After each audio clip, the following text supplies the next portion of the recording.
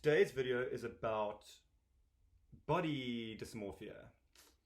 This is a biggie. So there's been, last week's topic was controversial, but today's topic is extremely sensitive. So the idea of body dysmorphia. And although I don't tend to use personal references in these videos, I think today would be a good time to use my own thought patterns with regard to my body and my body image to illustrate how delusional as human beings we can be when it comes to our bodies. So where does this idea, firstly let's just talk about body dysmorphia and what it is. Body dysmorphia is the inability to see the physical body that you're in and have a perception that is totally skewed as to what that body is.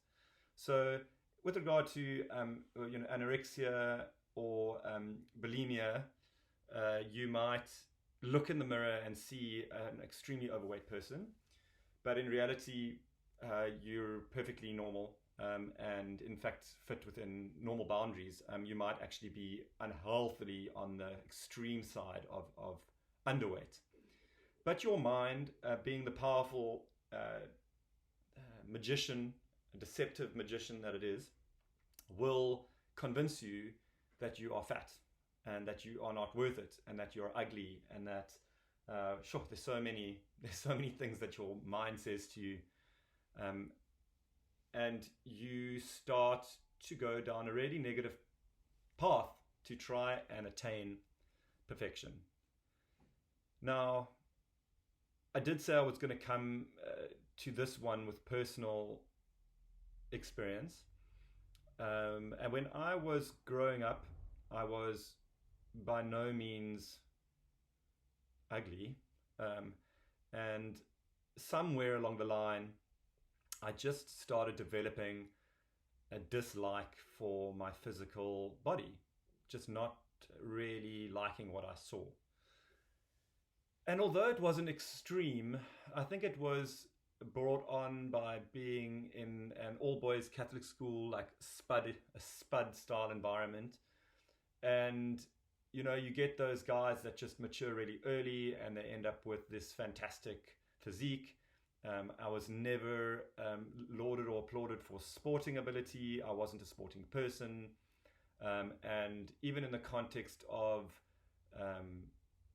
family, I wasn't really, I didn't consider myself in any way physically fantastic.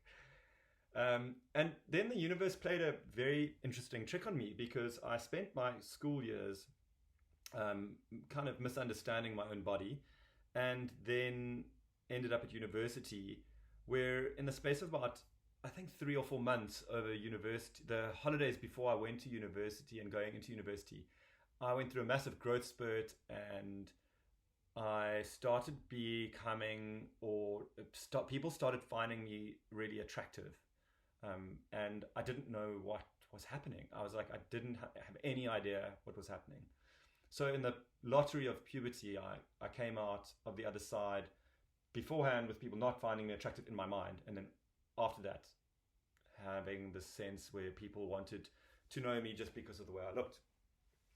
So now we're compounding an issue. Internally, deep down, we don't like the way we look. Externally, we're getting validation from lots of people based on feedback, direct feedback, that we are attractive. These two things don't live side by side in our brain. They don't resonate. It doesn't make any sense. However, being the sort of subconscious automatons that we are, I allowed myself to absorb in this life of people who find me attractive. I didn't necessarily believe it at any point.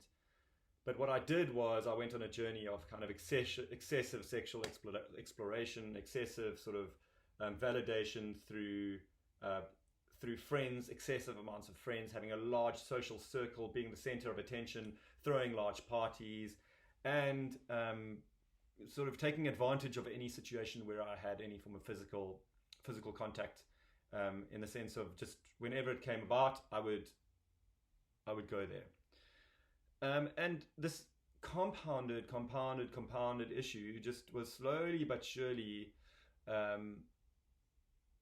turning me into somebody that I didn't really know. Bearing in mind, we'd never dealt with the issues beforehand. At some point in my 20s, I was dating somebody who suggested that I become a model.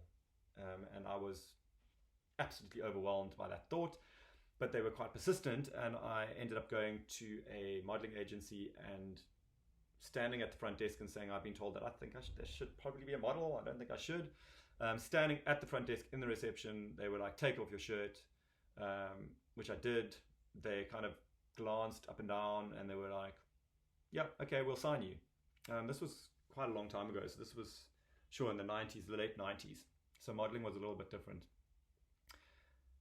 Can we see where this journey's going? Don't accept that I'm an attractive person. Have people in my 20s telling me I'm attractive, and I start learning to just live this life and validating through conscious, not conscious connections, but just connections with people, regardless of what it is, and as many people as possible.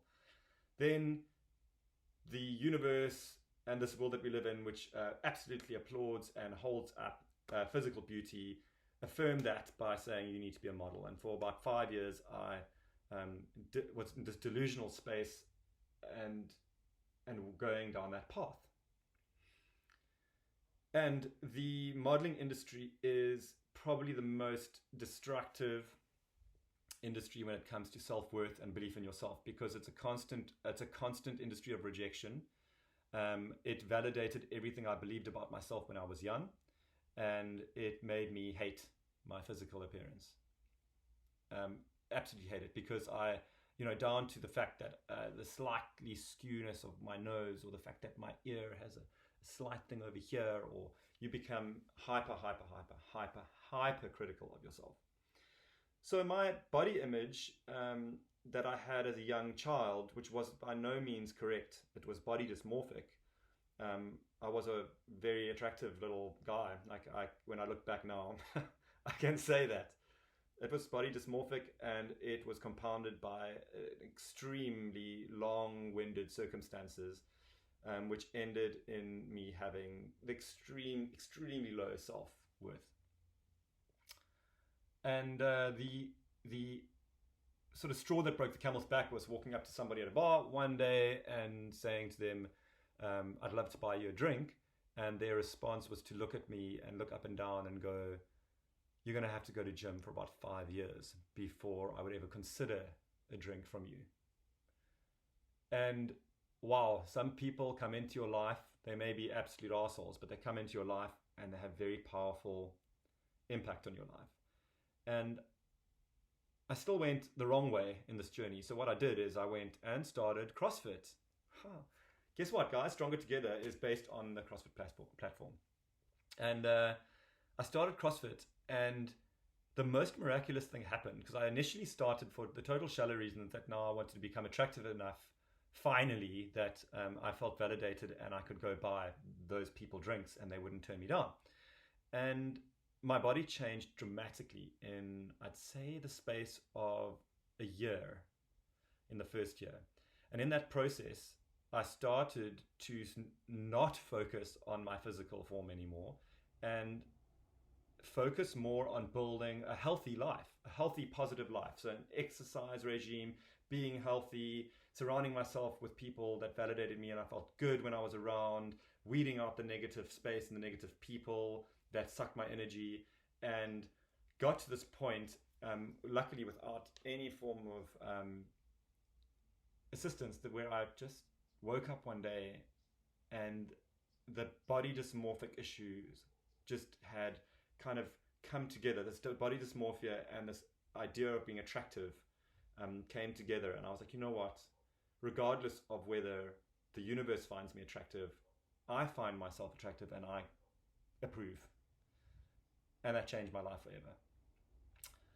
So that's a personal journey. I hope that you enjoyed it. And I don't know if it's going to help you, but understand we're all going through the same thing. Peace.